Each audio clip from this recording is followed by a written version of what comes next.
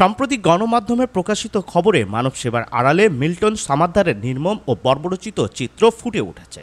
এ বিষয়ে তদন্ত করে যথাযথ আইনি ব্যবস্থা নিতে Dhaka metropolitan police, DMP commissioner ও সমাজসেবা অধিদপ্তরের মহাপরিচালককে নির্দেশ দিয়েছে জাতীয় মানবাধিকার কমিশন।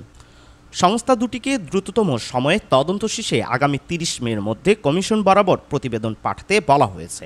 রোববার 28 এপ্রিল বিষয়টি আমলে নিয়ে কমিশনের এই নির্দেশনার কথা জানিয়েছে জাতীয় মানবাধিকার কমিশনের জনসংযোগ কর্মকর্তা ইউসা রহমান স্বাক্ষরিত সংবাদ বিজ্ঞপ্তিতে জানানো হয়, গত 25 এপ্রিল একটি জাতীয় দৈনিক পত্রিকায় মানবিক মুখোশের আড়ালে ভয়ঙ্কর মিল্টন সামাদ্দার শিরোনামে প্রকাশিত সংবাদটি জাতীয় মানবাধিকার কমিশনের নজরে এসেছে। প্রতিবেদনে উল্লেখ করা হয়, মিল্টন সামাদ্দার নামক এক ব্যক্তি child and old age care নামের বৃদ্ধাশ্রম গড়ে রাস্তা থেকে অসুস্থ কিংবা ভবঘুরেদের কুড়িয়ে সেখানে আশ্রয় দেন। সেসব নারী, পুরুষ ও শিশুকে নিয়ে ভিডিও তৈরি করে প্রায় তাকে সামাজিক যোগাযোগ মাধ্যমে পোস্ট করতে দেখা যায়। মানুষের অসহায়ত্ব তুলে ধরে তাদের জন্য বিত্তবানদের কাছে সাহায্য প্রার্থনা করেন। তার আবেদনে সাড়া দিয়ে মোবাইল ব্যাংকিংয়ের 16টির বেশি নম্বর এবং 3টি ব্যাংক হিসেবে প্রতি মাসে প্রায় কোটি টাকা জমা হয়। এর বাইরে অনেকে তার প্রতিষ্ঠানে সরাসরি অনুদান দিয়ে আসেন। মানবিক কাজের জন্য এখন পর্যন্ত 3টি রাষ্ট্রীয় পুরস্কারও পেয়েছেন মিল্টন সামাদ্দার। কিন্তু মানবিকতার আড়ালে ভয়াবহ প্রতারণার জাল বিস্তার করেছেন তিনি। প্রকৃতপক্ষে তিনি যে কয়েকজনকে লালন পালন করছেন, প্রচার করেছেন তার চেয়ে কয়েক গুণ বেশি। লাশ দাফন করার যে হিসাব দিচ্ছেন তাতেও রয়েছে বিরাট গোলমিল। সবচেয়ে ভয়ঙ্কর তথ্য হচ্ছে, মিল্টনের বিরুদ্ধে রয়েছে অসহায় মানুষকে আশ্রয় দেওয়ার নামে তাদের অঙ্গ প্রত্যঙ্গ বিক্রির অভিযোগ।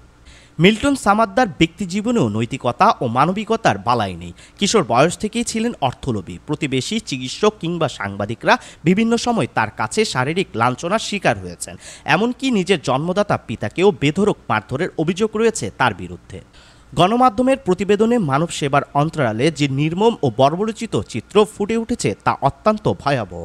মানব সেবা পরম ধর্ম, কিন্তু মানব সেবার নামে মুখোশের আড়ালে রাস্তা থেকে অসুস্থ, অসহায় ও নিরীহ মানুষকে তুলে এনে চিকিৎসার নামে অঙ্গ প্রত্যঙ্গ বিক্রির যে অভিযোগ মিল্টন সামাদ্দারের বিরুদ্ধে উঠেছে তা অত্যন্ত ভিতকর, ন্যাক্কারজনক ও মানবাধিকারের চরম লঙ্ঘন।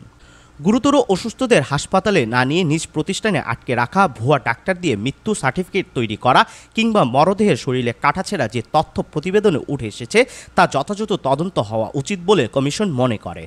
এই অবস্থায় অভিযোগের বিষয়টি নিবিড়ভাবে তদন্ত করে যথাযথ আইনি ব্যবস্থা নিয়ে দ্রুত কমিশনের প্রতিবেদন পাঠানোর জন্য ডিএমপি কমিশনারকে বলা হয়েছে। একই সঙ্গে এ ধরনের প্রতিষ্ঠানের কার্যক্রম সম্পর্কে তদন্ত করে প্রয়োজনীয় ব্যবস্থা নিয়ে কমিশনে প্রতিবেদন পাঠানোর জন্য সমাজসেবা অধিদপ্তরের মহাপরিচালককে বলা হয়েছে।